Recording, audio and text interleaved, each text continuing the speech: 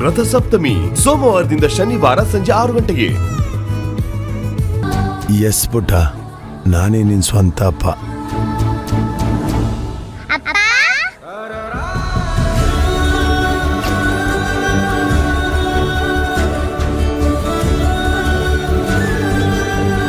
ಯಾಕಪ್ಪ ನನ್ನ ಅಷ್ಟು ದಿನ ಬಿಟ್ಟು ದೂರ ಇದ್ರಿ? ಎಲ್ಲ ನನ್ನ ಹಣೆ ಬರ ಪುಟ್ಟ.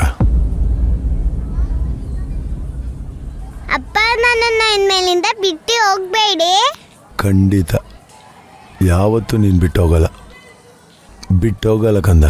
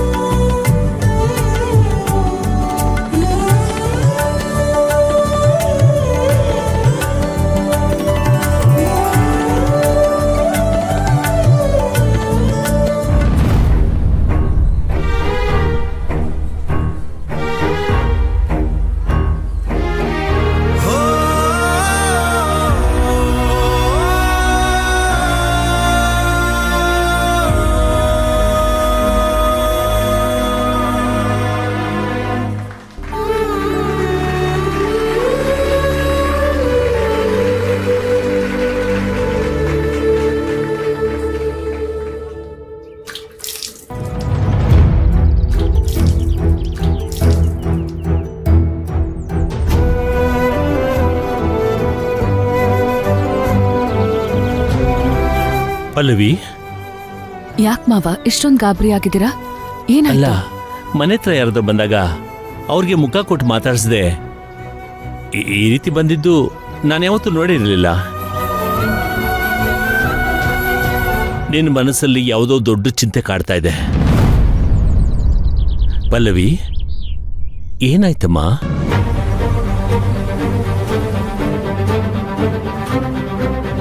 ಮಾವ, ನಾನಿವತ್ತು ಯಾವ ವ್ಯಕ್ತಿ ಬಗ್ಗೆ ಯೋಚನೆ ಮಾಡಬಾರ್ದು ಅಂತ ಅನ್ಕೊಂಡಿದ್ನೋ ಆ ವ್ಯಕ್ತಿ ಬಗ್ಗೆ ಯಾರೋ ಪ್ರಶ್ನೆ ಕೇಳಿದ್ರು.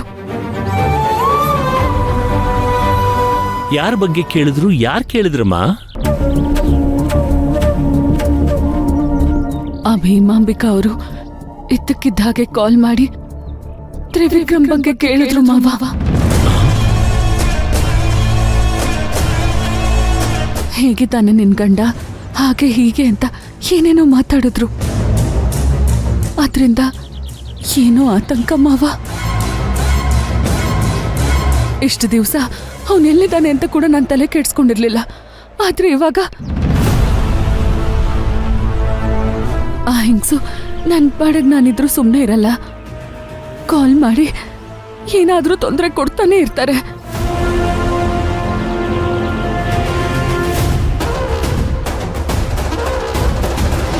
ಅವ್ರಿಗೆ ನಮ್ಮನು ಮೇಲೆ ಕಣ್ಣು.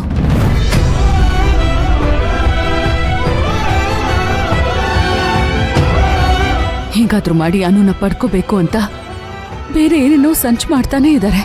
ಕಷ್ಟಪಟ್ಟು ಸಾಕಿರೋಳು ನೀನು, ಅವಳೇನಮ್ಮ ಮಾಡ್ಕೊಳಕ್ಕಾಗತ್ತೆ?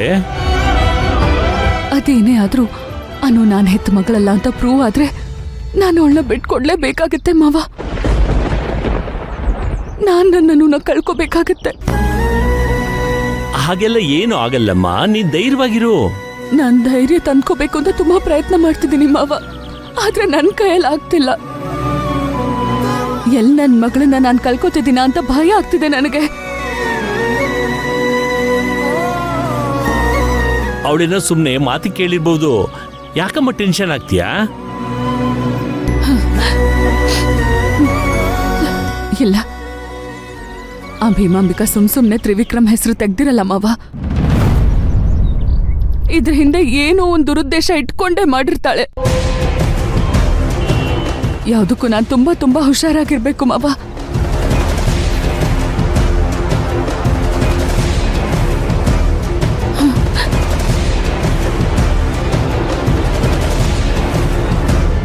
ಇಲ್ಲಿ ನೋಡಿದ್ರೆ ಸುಲೋಚನವರು ಪಲ್ಲವಿ ಮೊದಲನೇ ಗಂಡನ ಬಗ್ಗೆ ಕೇಳ್ತಾ ಇದ್ದಾರೆ.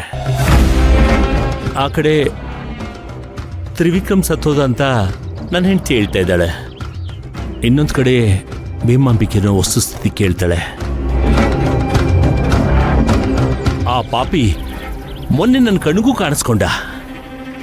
ಇದೆಲ್ಲ ನೋಡ್ತಾ ಇದ್ರೆ ದೊಡ್ಡ ಅನಾಹುತ ಹಾಗೆ ಬಿಡ್ತಾ ಅನು ನಮ್ಮ ಕೈ ತಪ್ಪೋಗ್ತಾಳ. ಪಲ್ಲವಿ ಜೀವನ ಮತ್ತೆ ಹಾಳಾಗುತ್ತಾ?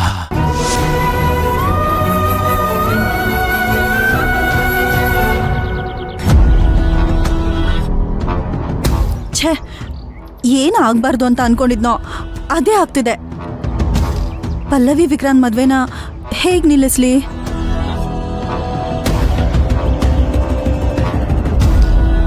ಈ ಮನೇಲಿ ನನ್ನ ಮಾತು ಕೇಳೋರು ಯಾರಿದ್ದಾರೆ? ಇವ್ರ ಮದ್ವೆಗೆ ಬೆಂಕಿ ಹಚ್ಚೋದಕ್ಕೆ ಆ ಭೀಮಾಂಬಿಕಾನೇ ಸರಿ.